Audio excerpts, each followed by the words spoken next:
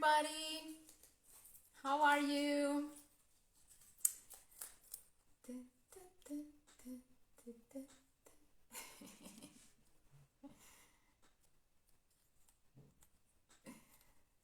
Next time I will have some music going on. How are you? Today is a very special day for us, tour guides all over the world.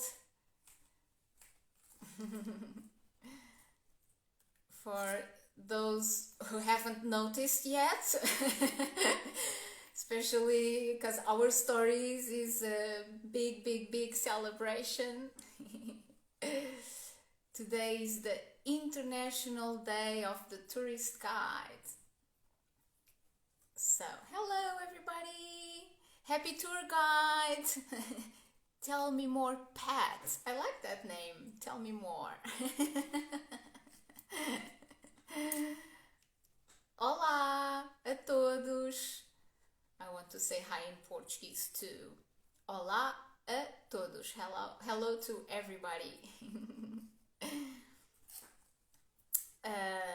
So we are just seeing if more people are probably about to enter, but it's really a special day today, the International Tourist Guide or Tour Guide Day today. So we are having celebrations since the morning because different like our union or the association and groups, for example, we have like a group from the south part of Portugal, like a group of colleagues from the 𝗟𝗃𝗀𝗆𝗀, group of colleagues from Alentejo, which is another region in the south part of the country, also from Madeira, the Azores.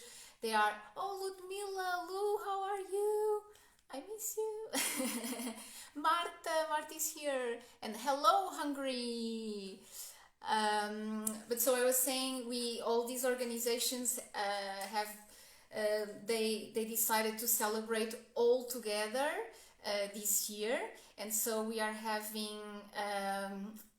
having these workshops and conferences and webinars. Wines from Alentejo. Yes, we are going to celebrate. I have here my wine, but mine is not from Alentejo. It is 𝗃𝗃𝗀𝗃𝗀𝗀. This is a wine from the area, the region of Lisbon.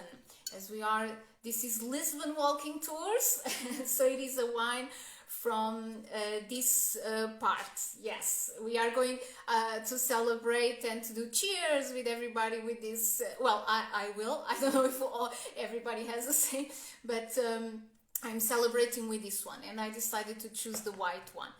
They also have the red wine. It's a really good one. Cheers. Cheers.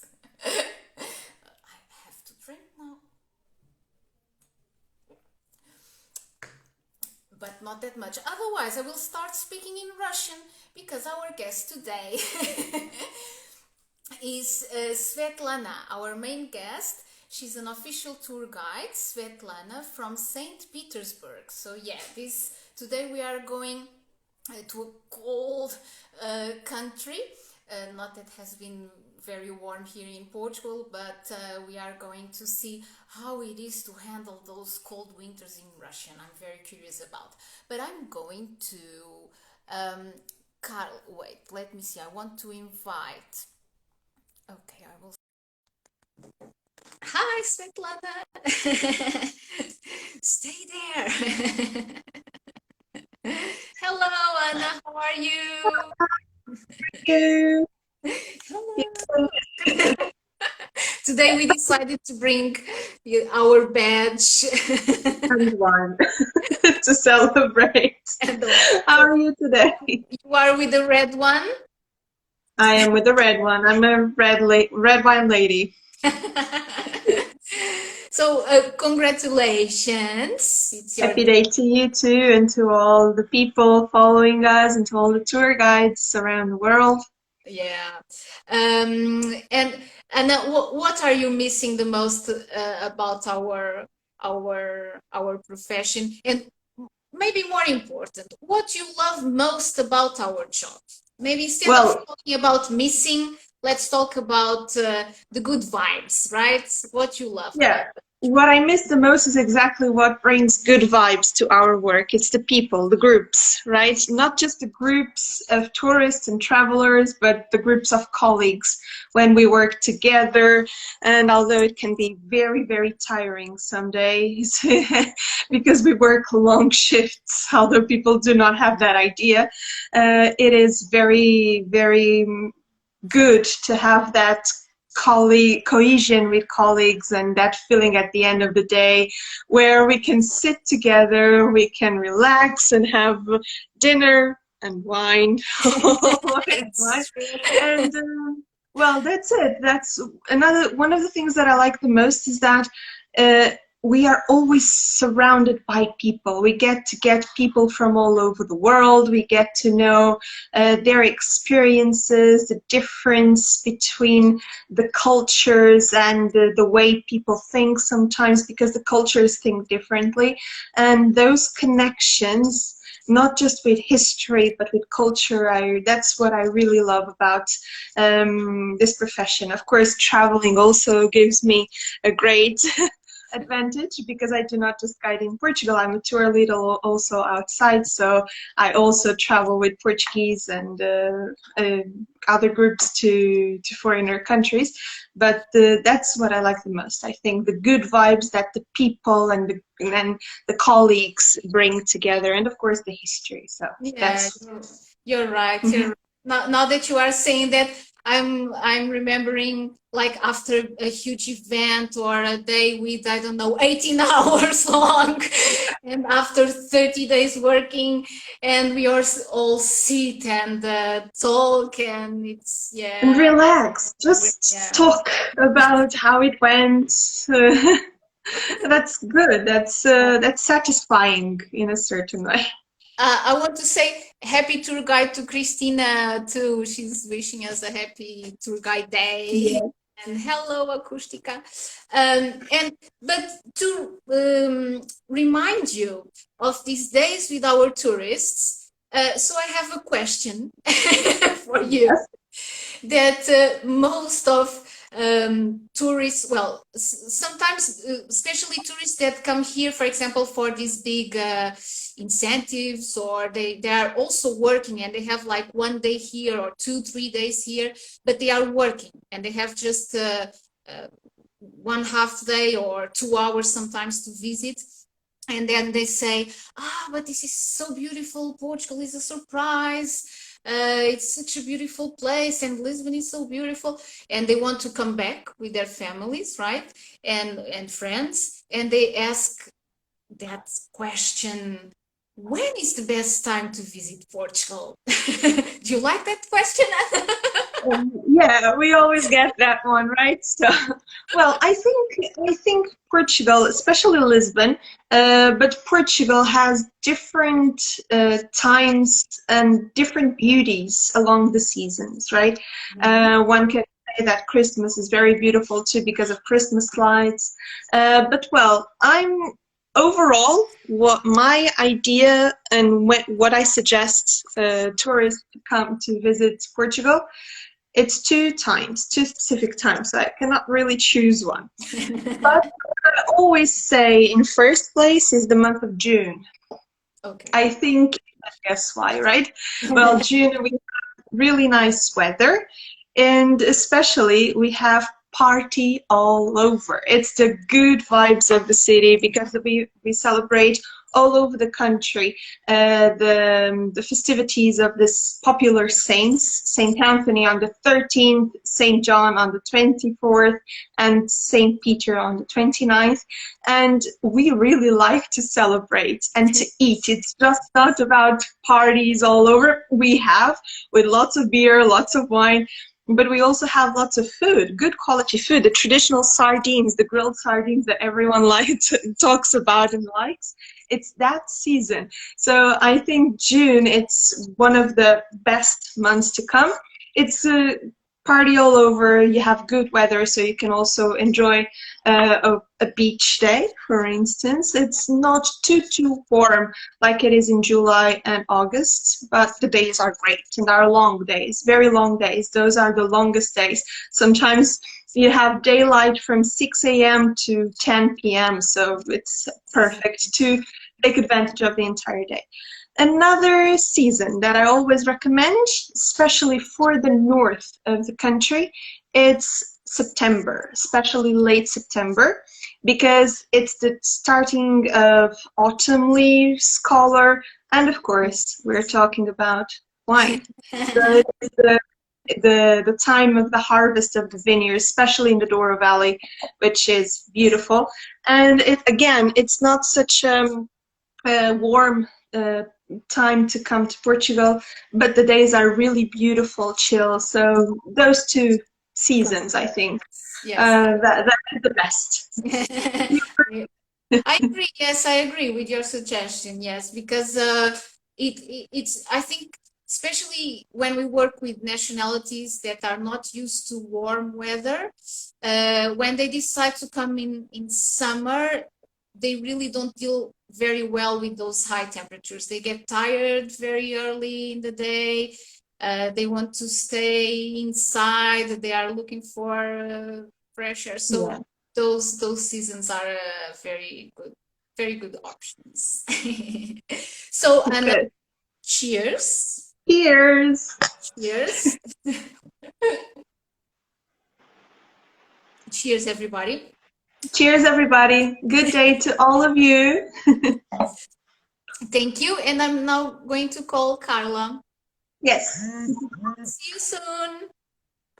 Let's see. Okay. My phone is not letting you go. No. No. I can go out.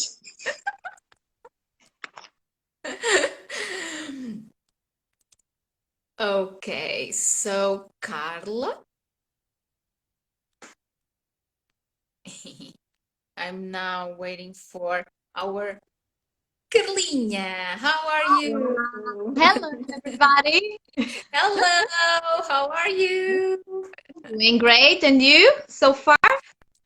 I'm good too. Is the connection good? I can listen to you very well. I don't know. Oh, good. It's working there as well? Hello, Teresa. Hola, Tete. Well, Carla, I was asking Anna. Well, first, congratulations to you. Oh, to all of us. To all of us, guys. Over the world. Yes. Hallo. Hallo, wie geht's? Because you are missing speaking in German, right? Yes, a lot. I don't know if I can do it anymore, so. Of course you can. Yeah, but I miss dealing with people a lot, yes. My question for you is the same. What you love most about our job? Will you say similar to Anna? Yes, I think those who started to guide and stayed on the job, because it's not always easy, they stay because they love to deal with people. And that's true.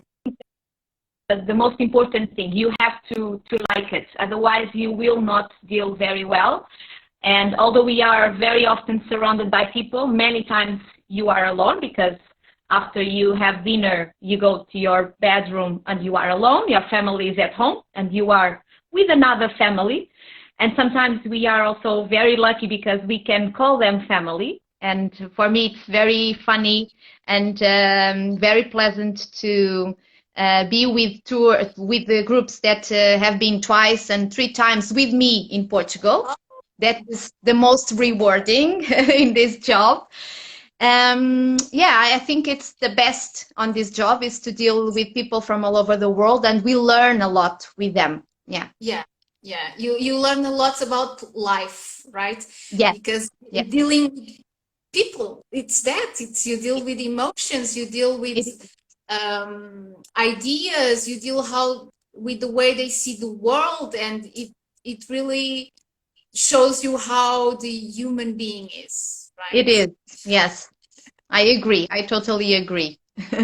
And so for you, as you are missing working, I will do one of the questions that they really love to ask us. What's the best time of the year to visit Portugal, Carla? Yes, yeah, and working with Germans, yes, they always want to come back, which is very good. For them, many times I hear that Portugal was a great surprise. I don't know what they imagine in their minds what Portugal would be like, but they always want to return, and then they want to know which is the best time. And for me, I also agree with Anna that September is a very nice month because we don't have to deal, or sometimes we have, but normally the highest temperatures are in July and August. So September, it's milder, but the days are very long. And many times, because I also take tours to the Algarve, I like to arrive at 4 p.m. after touring and then jump into the sea.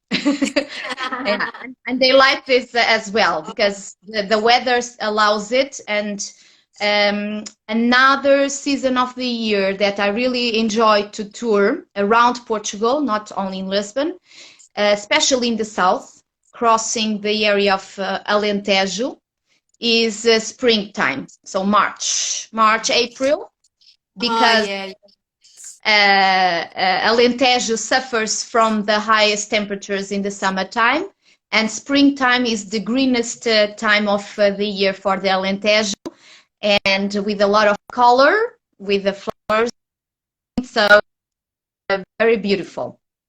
Yes, all the flowers, everything, it's really, really beautiful. The landscape becomes really, really beautiful. You're right, you're right. Yes. Actually, we have all the options, right? Sometimes we also like to say, come in the low season because it's less crowded. It's also an option too, right? When you have less people lining for all the monuments, but then it's the cold temperature, right? So in the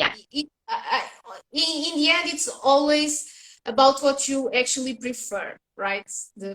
Yes. Yeah, it's a personal preference for sure. Yeah. But I like your options too. Well, Carla, I was saying at the beginning, I don't know if you were already here. I'm doing cheers with Tinto de Montedouro, the wine from Lisbon region. Great shot. And great shot. So I have also another one, but red one from the area of Lisbon as well. And let's cheers. And better times will come.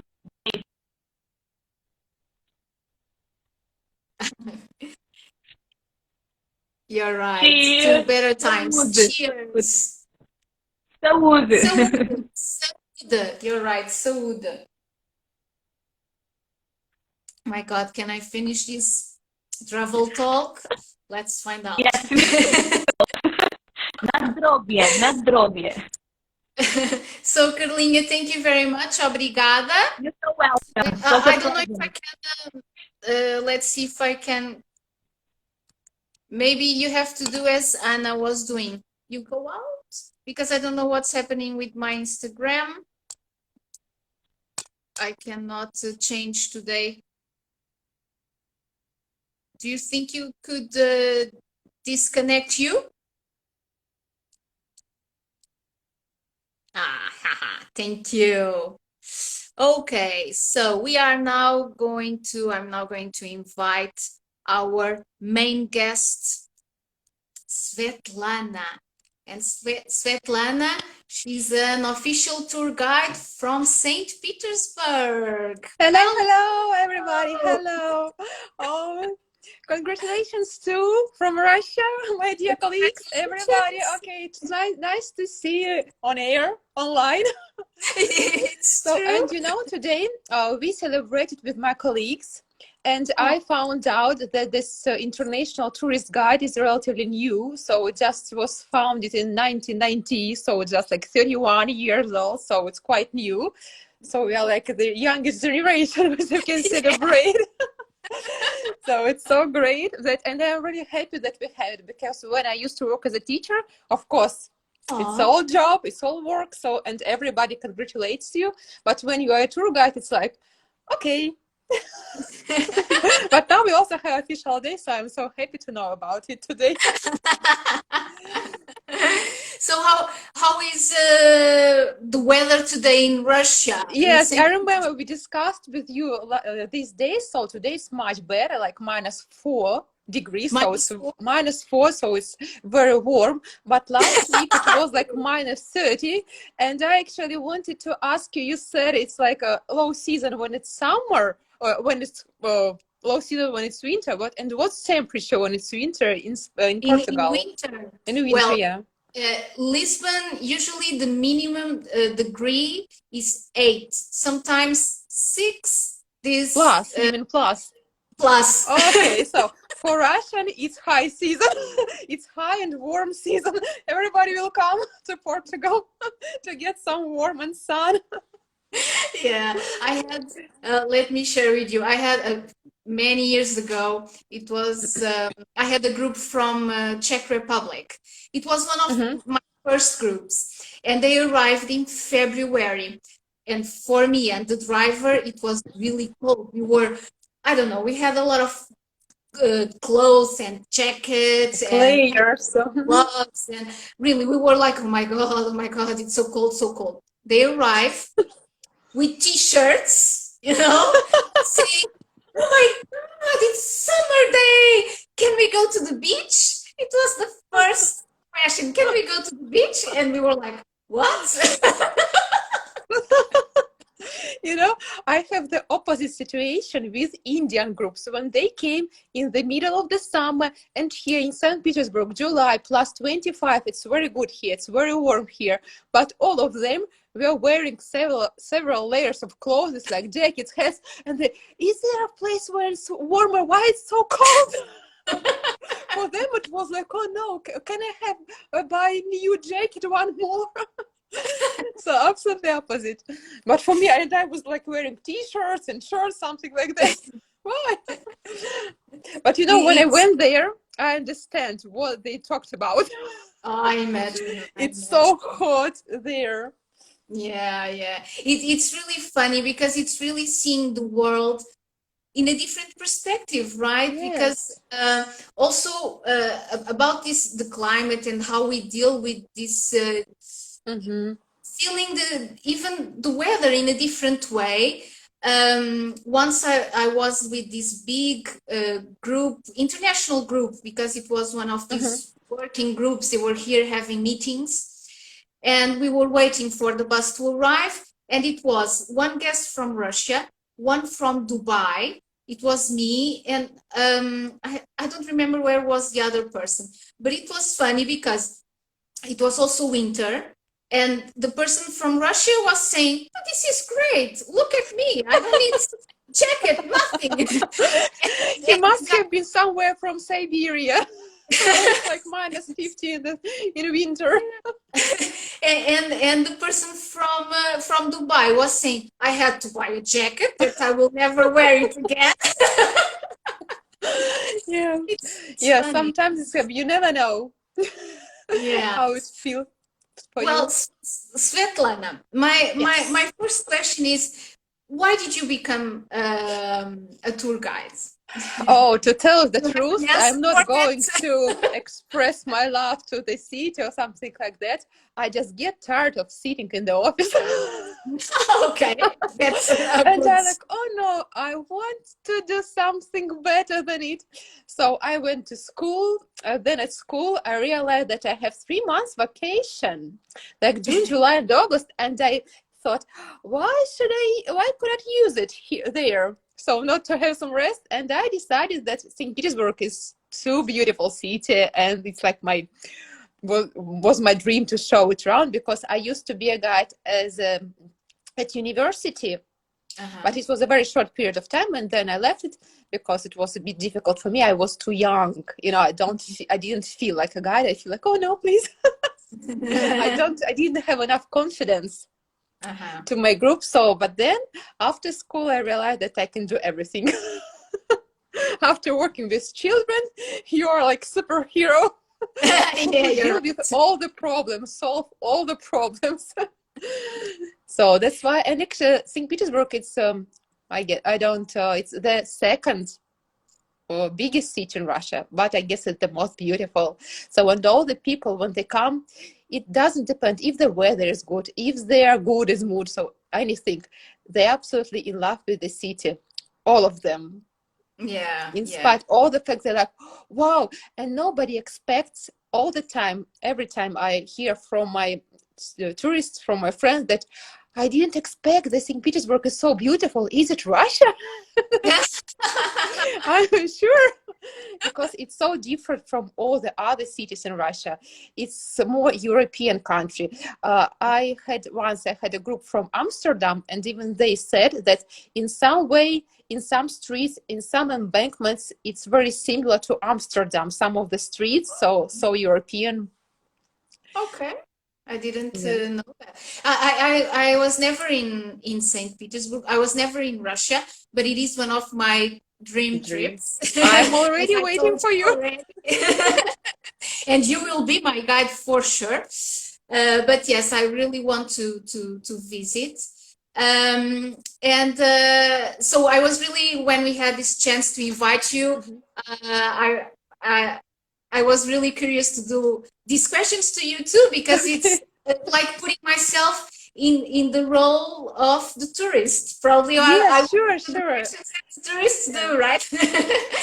But before that, Svetlana, because as we mentioned the importance of having an official tour guide, and the difference that it makes to have an official tour guide. How do you become an official tour guide in your country? Is it country or by city? Because it is so big. No, it's only in the city. You can't be a guide, you know, the whole country. It's absolutely, I guess it's impossible. Only some roads. Actually, you could be a guide. You know, there is a famous Trans-Siberian Railroad, which leads from Moscow to the Kamchatka. It's from one part of the country through the whole Russia, and it's about 11 time zones. Oh, yeah. So in Russia, it's 11 time zones. When sun goes up in one part, the sun could be already down in the other part. So almost 12, like half of the day. Yes, so it's huge difference.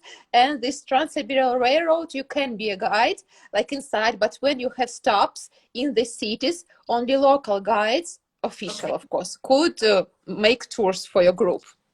In St. Petersburg, I'm a guide only in St. Petersburg, and I provide also different kinds of tours, but I usually work with companies or by myself, so it doesn't matter. And you asked about education, so you have to study about a year, and you learn culture, history, and it's also different if you work with Russian group or if you work with foreigners, because you need different knowledge then, because of course locals like Russia know more than foreigners. So that's why you have to study twice if you want to be Russian guide and guides for foreigners. So it's two different like courses, and it lasts about like 1 year. And at the same time, you have to study at the museums to get accreditation to give tours there in the museums and sites for foreigners. Yes. So, but and then and also at the end you have to pass an exam. It's architecture, culture, history of Romanovs.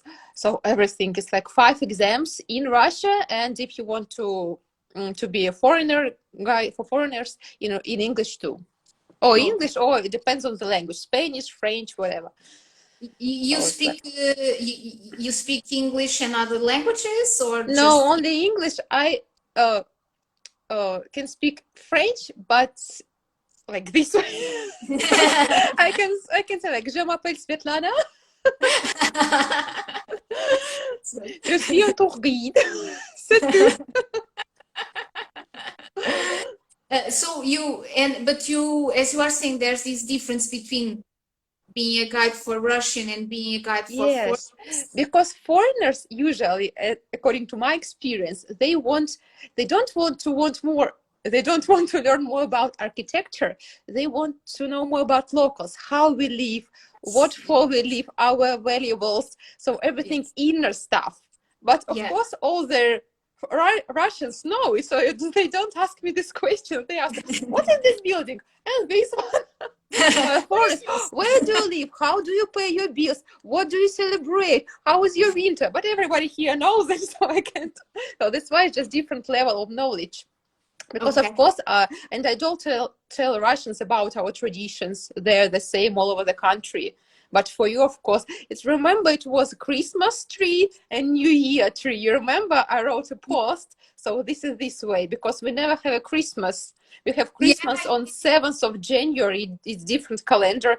And for us, 25th of December, nothing. It's just a working day. You go to work. You don't celebrate. There is not a family day. For us, it's New Year, when 31st of December, and then the whole night we celebrate. Everybody celebrates. It's like the biggest celebration in my country. Everybody is waiting for preparing presents, like cooking, different preparations. So everywhere, the city, all the cities are beautifully decorated with the not trees like in you, of course, but just not Christmas, New Year. So that's why. And you divide. But you do, for example, more work with foreigners or more with Russian? No, I work like 90% with foreigners and 10% with Russians. But now it's a bit different because Russia is still closed for foreigners. I'm not sure. Some people come. I don't know how they do it. Maybe they have a special business card or invitations or something like that, because you can't go now like with touristic visa. You need to kind of an invitation or maybe some job. Actually, I'm not sure about this fact, because like every day something is changing now. Yes, but inside the country is getting better, because for example, we have only 50% of people who can go to the theater. Now it's 75%, and restaurant now can open, because before everything was closed. You can just take away. Now it's open, so in general, and we don't have a curfew. Curfew. Yes, nothing like that. So it's getting better with time. I hope soon by summer, maybe, I cross my fingers, the situation will be better. Yeah. And what about Portugal? Here we are still locked down. Yes. Closed for everybody. And inside the country, can you travel inside the country? What about cafes, museums? No, at the moment, nothing, because we had this third wave of the virus. Wow. And it was very tough. It was the worst time, because we were actually at the beginning, we were dealing, let's say, good with the situation. But at the beginning of this year, things went, fortunately, the other way around. So we are experiencing the full, I don't know how to say, but full lockdown. So we have to stay home. All restaurants are closed, theaters, movies, museums, everything.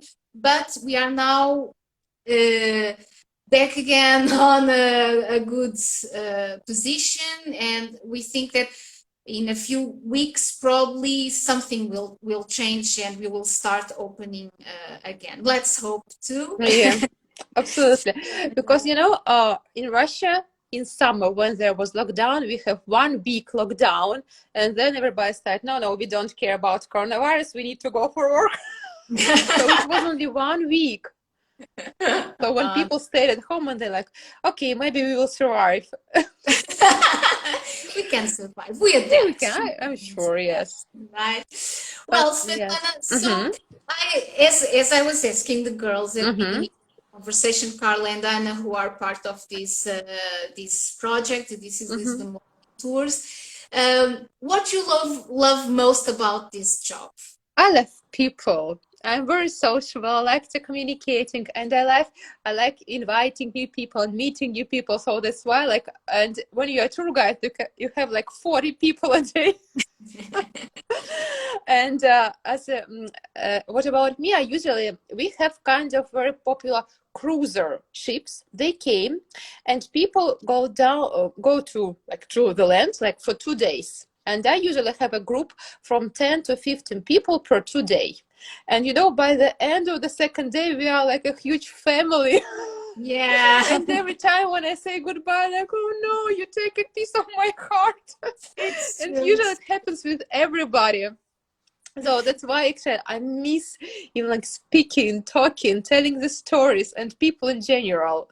So because for me, lockdown was like a nightmare when you cannot communicate only online. No, it's not for me.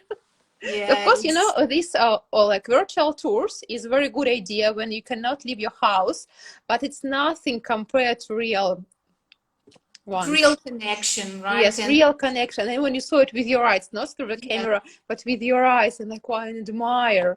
Because I think I thought about this, like making virtual tours. I'm not still quite sure. And now it's getting better. Like, okay, maybe I can handle without it. Because of course I like people. And also I like, St. Petersburg so beautiful. I always see like this surprise on their faces, the expression of the people. Like wow. Right. All the time, every time I go to the Hermitage Museum or to the churches or to the palaces of Russian emperors, every time like even you cannot explain it, like how they're surprised, like, no, why it is so beautiful, it's true. And from one room to another, they're like more and more surprised. So that's why. Well, so Svetlana, if we would visit St. Petersburg, how many days, or the minimum, let's say, for St. Petersburg? For St. Petersburg. I need to count. 1 month. So it depends. We can like split the days for different parts. For example, I would say like 5-7 is enough. And also after you can go to Moscow, because of course Moscow is our capital and it keeps like the ancient Russian history. It's also like, if you have the chance, I also think it's worth the visiting place. But if to speak about, yes, I guess 5-7 is enough to try all the Russian cuisine, all the most like tastiest restaurants, the most wonderful with Russian cuisine. Also you will see palaces of Russian emperors, because what is different from Moscow, because before, maybe you know it, there were tsars and tsarinas who ruled the country.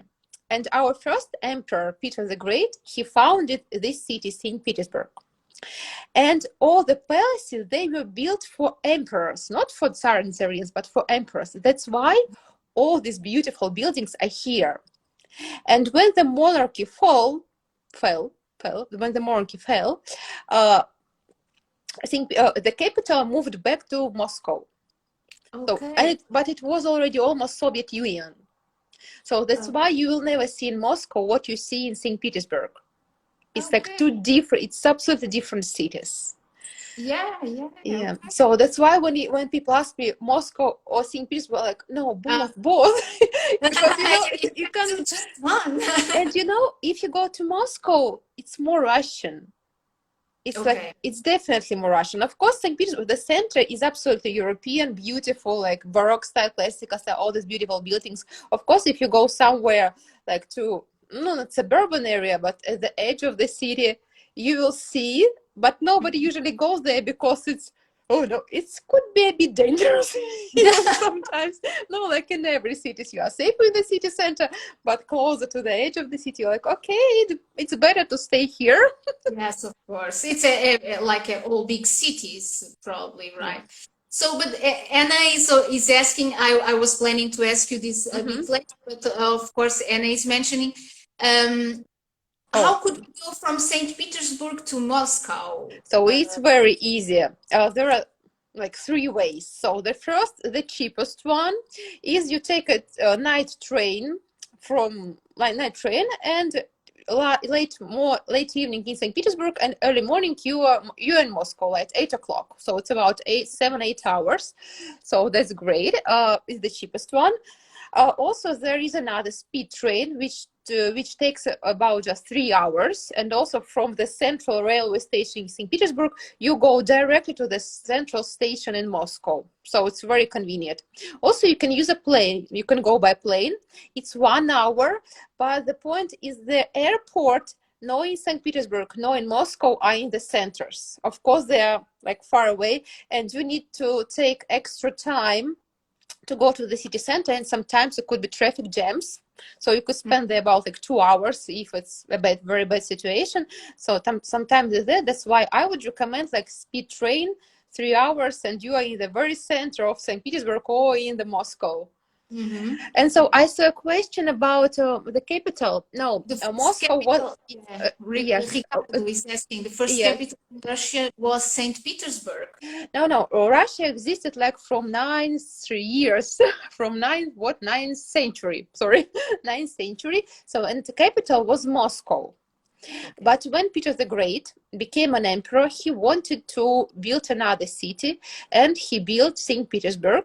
Actually, it wasn't named after him. It was named after his saint patron, St. Peter. St. Peter, okay. Yes. So, and he moved the capital from Moscow to St. Petersburg because he wanted to build not just new city, but new Russia. It was Rus. Before him, people called this country Rus. But after him, it became Russia with the capital in St. Petersburg. And when more, I guess you heard about Lenin, Stalin, USSR, so all the stuff that happened after. Yes, so the capital was back to Moscow. So with the first, I guess, the only one. But St. Petersburg was capital for about 300 years. 300, so from 17th century to 20th century. So it's a lot. It's a very long period, I guess. Yes. So, but that's why we have all this beauty here. That's why. So we are very lucky. But Svetlana, just going back to the question to connect. So, the train, do you consider it safe, right? Yes, trains are very safe there. Yes, absolutely. It's very new, especially the speed train it's very good. So you can even sleep there. There are special kind of beds. So when you in business class, when you can lie down and have some nap. So it's amazing. Trains are very good. Okay. Actually, and it's not that. Between the train and a flight, I would choose speed train. The train, okay. Train, absolutely. Yeah. Speed train. Not train is also fine, but it depends if you spend a night in a train, and then how tired you will be to move around. So it's the question. But if it's 3 hours, so it's okay. It's things that sometimes when we are planning the trip, we always say, oh, I can do this. It's like when we plan going to a country far away, and we say, oh yeah, I can do like 35 hours, and then you are doing the 35 hours and you are asking yourself, why did I do this? Am I crazy? So, it is important to know, to think about all that. So, and yeah, as Ricardo is saying, the train is really cool to see landscapes too. It's a way that's true. A country, right? It's yes. just an airplane. And when I asked the girls the best time to visit Portugal, so when would be the best time to visit? You know, for me, it's St. Petersburg. Let's keep it now to St. Petersburg. For me, it's the most difficult question because all the seasons have their own like charm. All of them are beautiful, but for me, I prefer low season because no tourist, like you can experience everything by yourself, so no these big groups. But in summer, when there is the highest season, we have one very beautiful place which is known as Petergov. Petrograd is known as, in St. Petersburg, in the city center, we have Winter Palace. That was a former official residence for Romanovs, who ruled the country for our imperial family. And it was a Winter Palace, and outside the city we have their Summer Palace, which is known as Petrograd.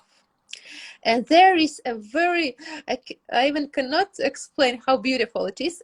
It's a park with fountains, like Versailles in Paris, in France, I'm sorry, in France. But it's even much more beautiful because I was there in Versailles, I could compare. And Peter the Great, he also was a founder of this Petrograd, of this Summer Palace. And he saw Versailles. And when he came back, he hired the best professionals to build it. So, and of course, fountains, they work only in summertime. And you know, when you come, you just cannot skip it. Of course, you can go there in winter. You can see all these statues, all these canals, all these fountains, but they don't work. So it's absolutely different feelings. Ah, okay. Yeah, that's why this is the only place that like must be visited in summer. Okay. It's like, but only in summer. All the other thing you can go here in. The only problem for me, I guess, is the weather. For example, in November, it's very dirty. When especially it's raining and snowing and all this mess, it's not that cold, but already snow, and you always dirty, like all your shoes. And also, it's like, for me, it's always a problem. They use special salt, and then you have the special lines on your shoes from this salt. So it's always, it's very uncomfortable, I should say, so when it's cold. So I guess the best time actually from April, like April, May, of course, the whole summer, and then maybe October.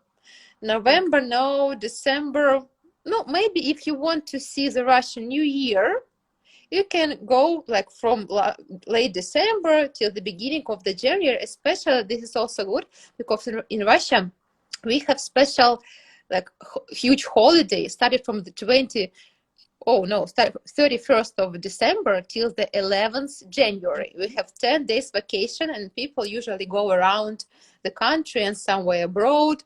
So also it's a good time to come. Okay. And I have, because one of the things when I was thinking about going to St. Petersburg, and it's the famous White Nights. So yeah, I was actually having these mixed feelings, because as you were saying, those places must be beautiful to visit in with sun, but then you also think, oh, but Russia and snow, especially because in Lisbon it doesn't snow. So for us it's like magic, you know. I can bring you some in a pocket. Yes, here is snow.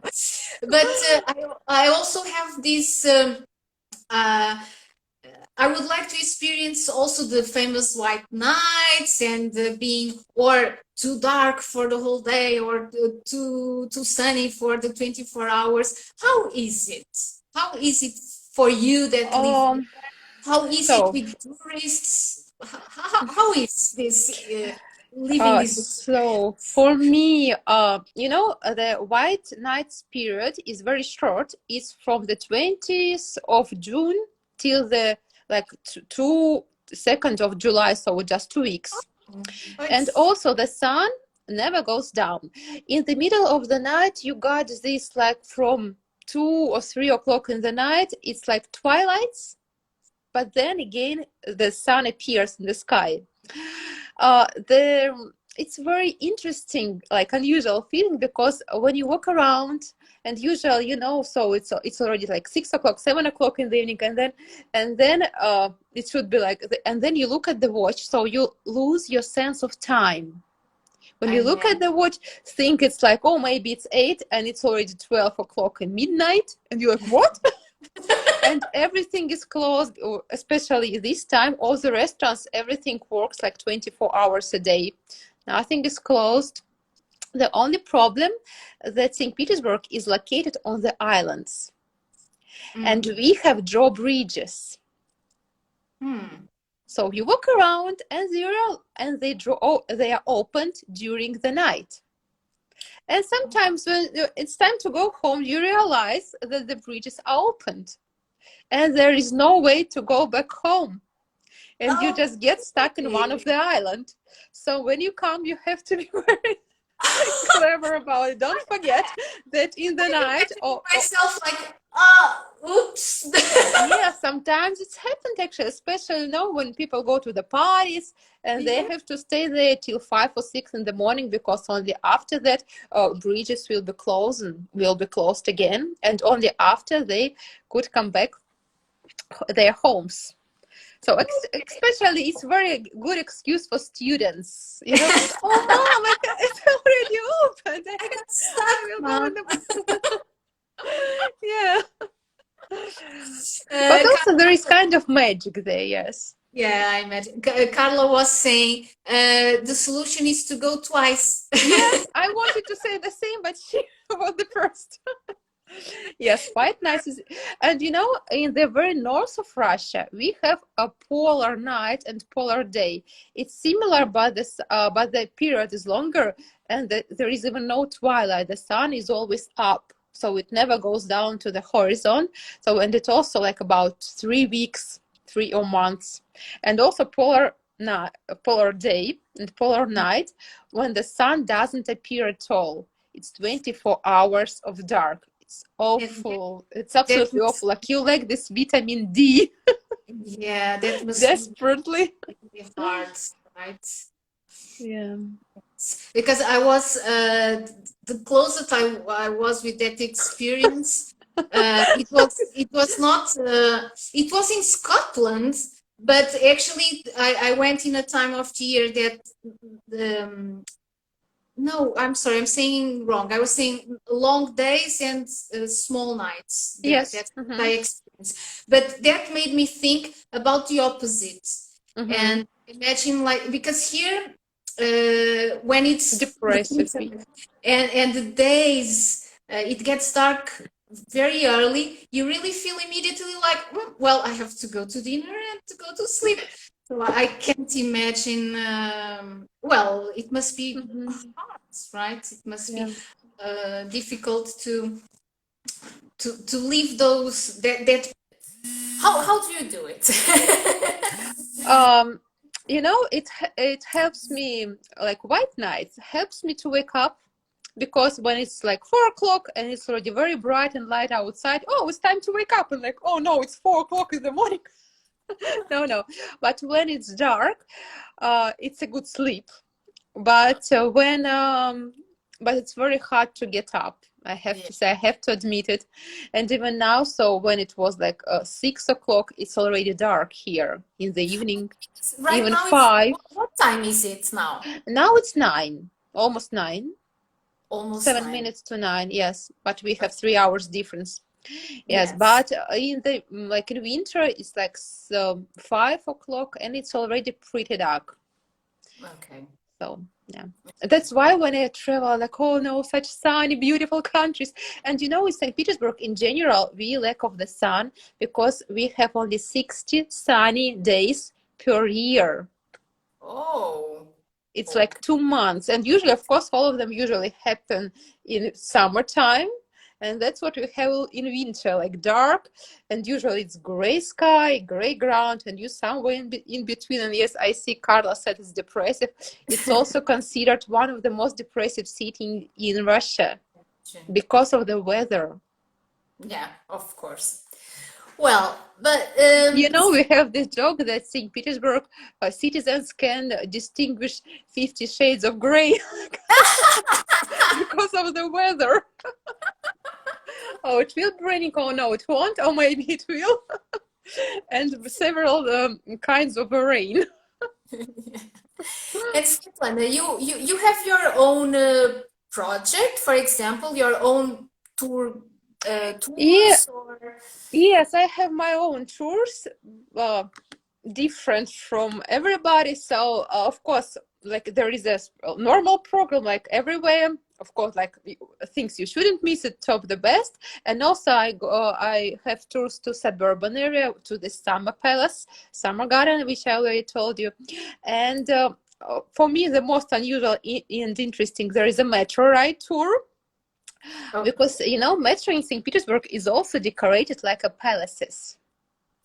Can you Yeah, imagine? yeah, they So, are very yes, famous. The you go metro down, stations are yeah, famous, right? it's And the how do you do? You go in the train and to yes, which yes, we station? go with my group, we go down. So it usually can take several minutes because the metro in St. Petersburg is the deepest in the world. It's more than 100 meters down. So it's very, very deep because of the rivers and canals. So they should dig very deep not to Okay. escape the water. So that's why, and we usually like visited 10 or 15 stations, the most beautiful decorated, and also like 10 years ago, metro in St. Petersburg was considered as the second most beautiful in the whole world. Hmm. I don't know which one the first. Why it's not our metro? It's not But usually Portugal. there is, but you have to believe me, because I was in London and I was like, wow, that's a metro, because here we have chandeliers, columns, mosaics decorated with different, I don't know, glass sculptures, and everything is underground, so it's like kind of a underground palaces. Oh, it must be It beautiful. is beautiful, yeah. And you have, because I saw on your Instagram, Hmm. and congratulations for your Instagram. It's a beautiful one. Thank you, If dear. those who are watching us haven't followed Svetlana yet, you should. You will learn a lot and you will see it's really beautiful. And I saw you have a ghost tour. Am Yeah, I no, it's not a ghost tour, it's a mysterious tour. So okay? about all the secrets of St. Petersburg, because St. Petersburg is also kind of mysterious and like a secret city, because it's so many unusual stories about it. For example, the most popular, that city was cursed when it was built. So, and all of them, and all of these stories are connected somehow with mystery, and I reveal all the secrets. And also, but I like the most make your wish tour, because during this tour we visit a lot of places where you can make your wishes, and Oh, by the end of the tour, I promise some of them may come true. But of course, actually, it's of course this make a wish tour is more for children, because for them to make it interesting, they like to throw in coins, to make wishes, to rub noses of different statues or sculptures, like to help somebody to take on a boat. So it's many that's different things. So cool. yeah, That's cool. That's cool. yeah. Um, but okay, so that is specific, and you were saying at the beginning that we could book like 5 to 7 days in St. Petersburg. Mm-hmm. Uh, but of course, for someone that goes, I know that sometimes we have that tendency to say, "Oh, I want to see this city, but I don't want to see what everybody sees, or I don't want to see them."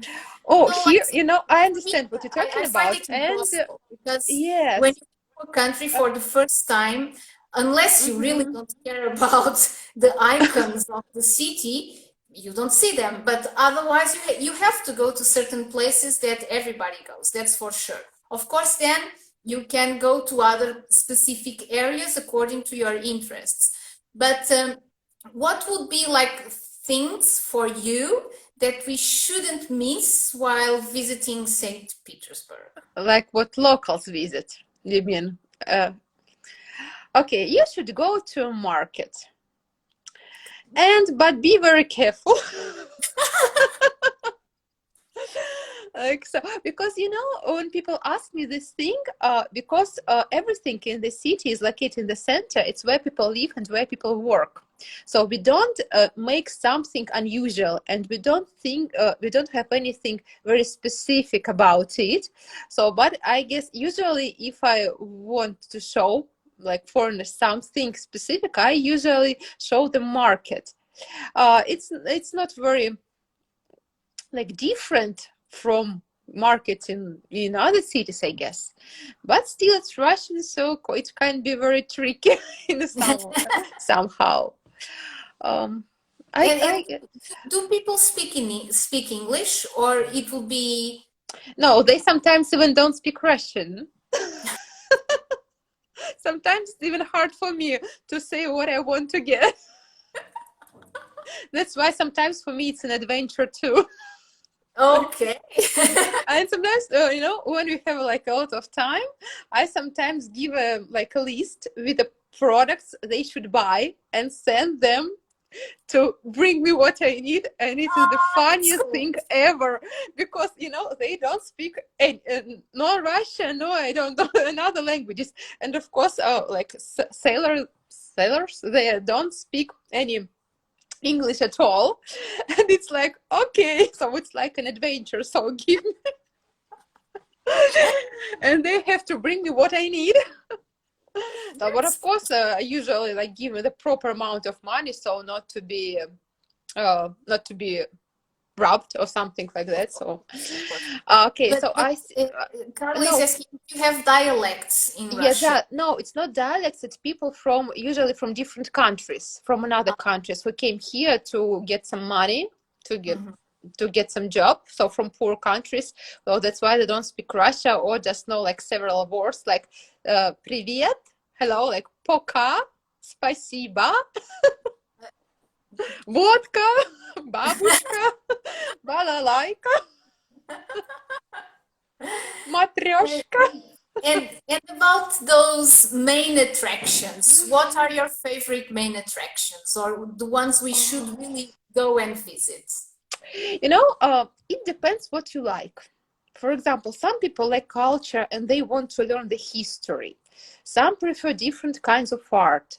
Some of them want to go on the roof and see the city from above. Some of them want just nature, want to see the nature like outside of the city. So it's absolutely different. I like everything. I couldn't say like this thing. For example, if you don't like art, don't go to the museum.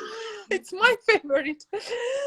So Okay. that's why I usually like ask, what do you prefer? What do you like? So, and then I try to adapt to. Okay. Yes. And you mentioned now this thing about seeing from the roof.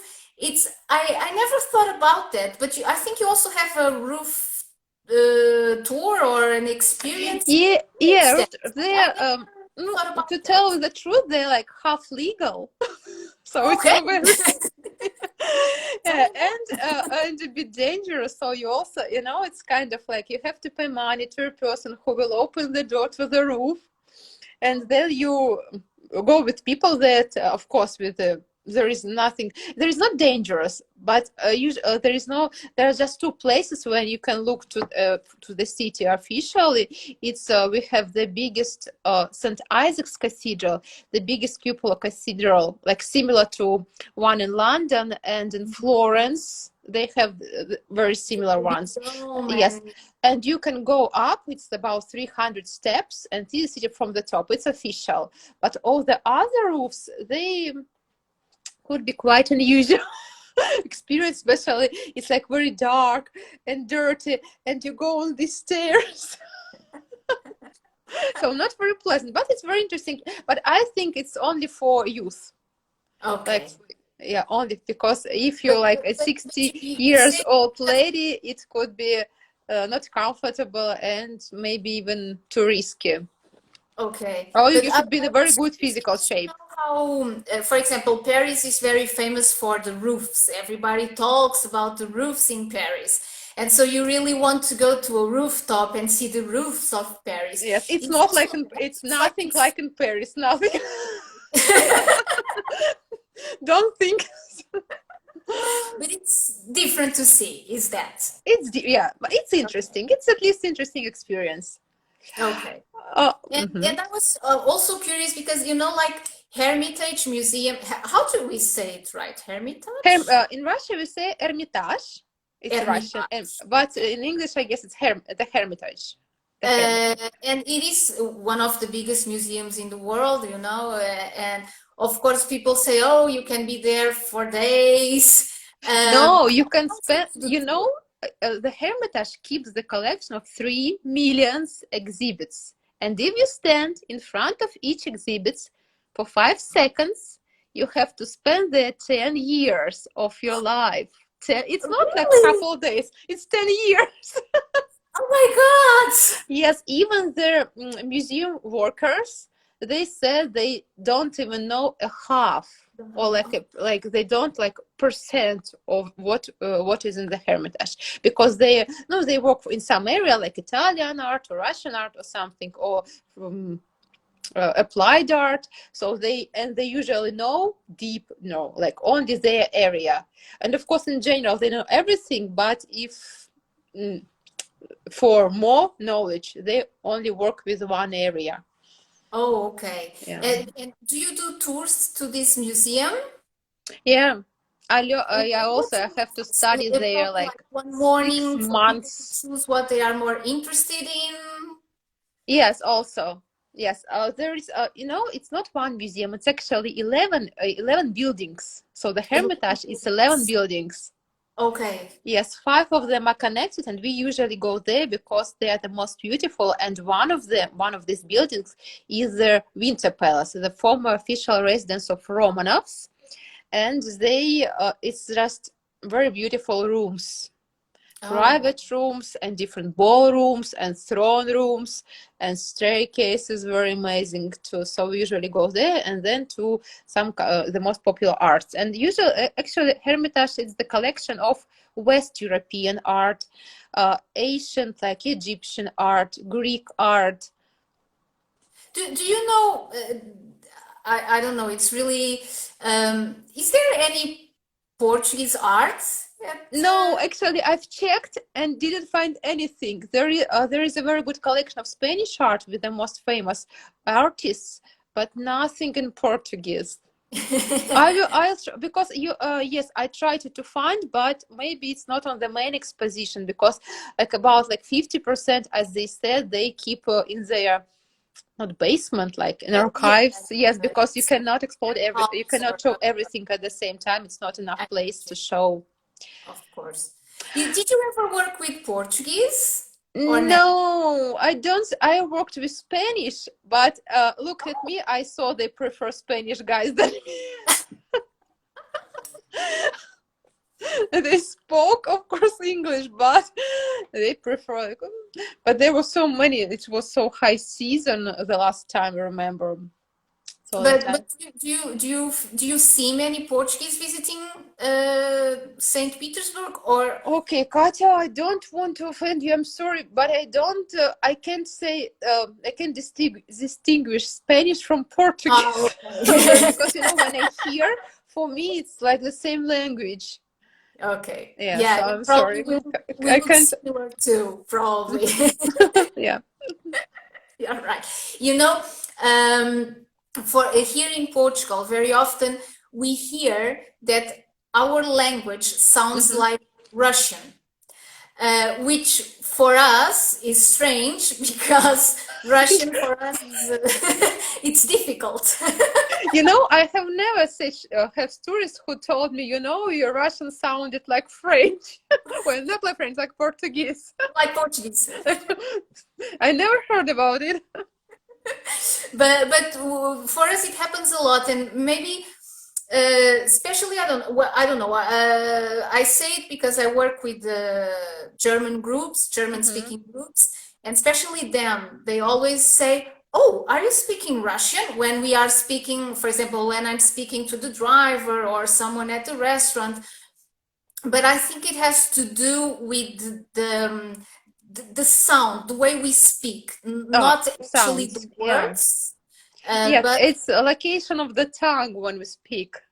Yeah. Oh, look here. Alex, she's a guide in Germany, Munich, but she worked in Portugal a few years ago, and she's saying it's true. It's probably because we have the sh. Yeah, maybe this sounds similar for people but it's only for people who don't speak Russian or Portuguese. If you speak, you understand it. Oh no, it's not Russian. It's definitely not Russian. but we found out one word that it's the same. Oh, let's ask. Who knows? Let's ask here. Please say in comments.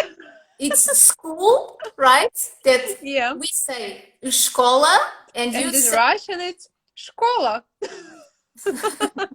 Like 100% match. The only word. Yes, only actually, yes, we found only one, so I guess. Well, Svetlana, I have just two more questions that I would really like to ask you. We have I don't know if it's happening the same in St. Petersburg in Russia or not, but these last years we had like a big trendy in tourism here in Portugal and a bit here, which is like people traveling for food also, or the reason is like the big food tours. Yeah. I don't know if it happens the same in your city. Have these Yes, requests? yes, we have a lot of gastronomic tours also. I also do them too. And I hear a question about vodka in menu. Of course, there is even a museum of Russian vodka. Ah, the Museum of Vodka. Vodka, yeah. It's like place number one to visit. From Brazil, he has to go now. Thank you, Sergio, for watching us. Okay, big kiss to Brazil. Thank you. But yes, there's a vodka museum. Yes, vodka museum, bread museum, 𝗪𝗶𝘀𝗀𝗆, Russian doll museum. So, and we have more than 200 museums. Oh. And that's why it's also sometimes called a museum, like a city of museums, cultural capital. But Museum of Vodka is very popular, I should say. You can taste everything there. And my other curiosity is also if you have requests like we have these last years for vegan food, vegetarian food. Yes, now it's easy to find or not. It's very easy to find. It became popular about 10 years ago, and then you can hardly find any place. It was like 5 cafes or restaurants. Now it's on every corner, and almost in every restaurant you can find something vegan, especially for vegans. Yes, almost everywhere you can find this food if you need.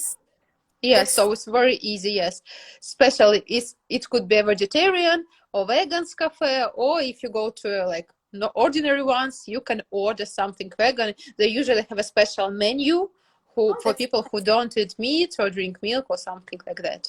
So it's very easy. So we are vegan friendly city. Yeah.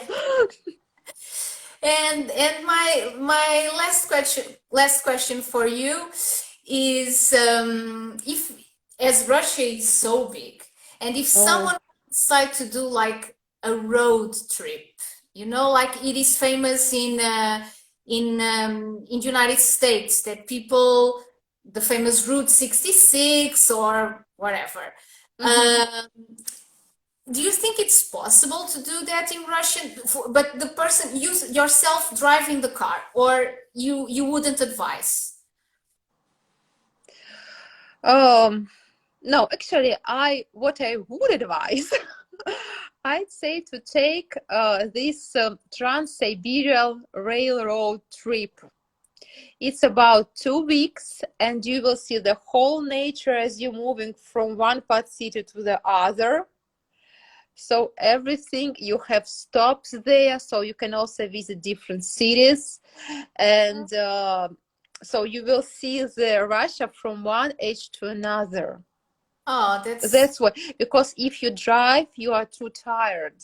Yeah, you're right. Because you're like, even if you switch with somebody, so it is. It is tough, right? It is very tough, and you know, can you imagine 11 time zones? Yeah, I was going to say that, and with all the time zones and the weather and all that. Yes, but if you want to see like the whole country, so Trans-Siberian is the best one for you. Actually, I've never done it, but it's my dream to take this train and to see. Yes, because no, you know, it's my country. I should know it. At least I travel abroad, but maybe it's time to explore my own country, especially it's so big. And you have time. Yes. And I have here just one question, which is, I don't know if you know this, if there's direct flights from like connecting Lisbon and St. Petersburg. Do you have any idea? I have no idea. You know, actually, Portugal. I had to go there before when lockdown started. because I surf. And so, Oh, yes, and I know Portugal is very famous for it. And I talked about it with Anna and said, oh, yeah, you have to come. And I was going to, but unfortunately, there are some situation I couldn't change. So let's see if there is direct flights from Lisbon to. because I think I think it should I be. think that there was a time that there were, but I don't I actually don't know anymore if there's still the connection, because No, I think when I was planning to do this trip to Russia, my idea was like going to St. Petersburg, and then, as you said, taking the train to Moscow, and then from Moscow coming back to Portugal. But I actually don't know anymore if there's like this. okay, we can check. Let's it's just a couple minutes, I Anna is think. saying that there's a direct flight from TAP. Yes, yes. Oh, and from Munich too. There's flight via Munich. Istanbul, no, actually, I don't see direct flights. Maybe we should change. I don't know. I'm sure there is flights to Moscow Oh, yes, that's because from Moscow, all the flights you can go anywhere from Moscow whenever you want, and also from Moscow, it could be changed there because you can like go to Moscow. It's like 2-3 hours to change the flight, and then to St. Petersburg. So it's also not a problem. So, but I'm not sure. But maybe later they will appear. But still, yes. you know what is funny? That you can buy tickets actually to Lisbon, but no one will get you in. Well, Unbelievable. Svetlana, do you have something to do a toast with me? Oh no, I Of don't. Oh, we celebrated and we drank everything. Not a problem. Okay, But I sorry. want to say thank you. Thank you for Spasiba. invitation. And really, thank you very much for accepting our invitation for this talk. It was really a pleasure. I learned a lot, really. I hope everybody enjoyed everything you said, and it was really interesting. And if you don't follow Svetlana yet, now follow her. You will see all the posts. It's really interesting what she shares with us. And so I know you don't have, but I will cheers I with you. with you, with all the guides all around the world. It is a very beautiful job, and I think especially because we are, in the end, I think we are ambassadors of our countries. That Really is so our true. cities. You know, because of this politics, I don't want to discuss, but in general, when I have tourists from the USA, as I remember, and after the second day they will all thank you, and they said that we don't speak about Russia as a we thought about Russia as a Putin. He was representative of your country, but now it's you. And you know, it was such a pleasure for me because usually, like, you know, you and your president is the face of the country. Yeah. And when they say no, now we are visited, and you understand it's not him, it's you people. And it was so nice. so After that, I feel like, oh, I make something special. Yeah, and I that's really what do. you keep in your heart, right? Yeah, especially when you love city, when you love people. So it's like the best job you can have. Yes. So thank you very much. Thank you, everybody. Thank you. Yes. Next Sunday, we will have another travel talk again at 5 p.m. So stay tuned to find out who is our guest for next week. Okay. And so stay safe. And thank you very much. Obrigada, as we say. Obrigada. It's спасибо. Obrigada. Obrigada. Спасибо. Cheers, everybody. Cheers. Okay. Bye-bye. Thank you for inviting me. It was such a pleasure to talk to you. Thank you, Katya. Almost Russian name. Yes. Thank you. Bye-bye, everybody. Thank you. Thank you.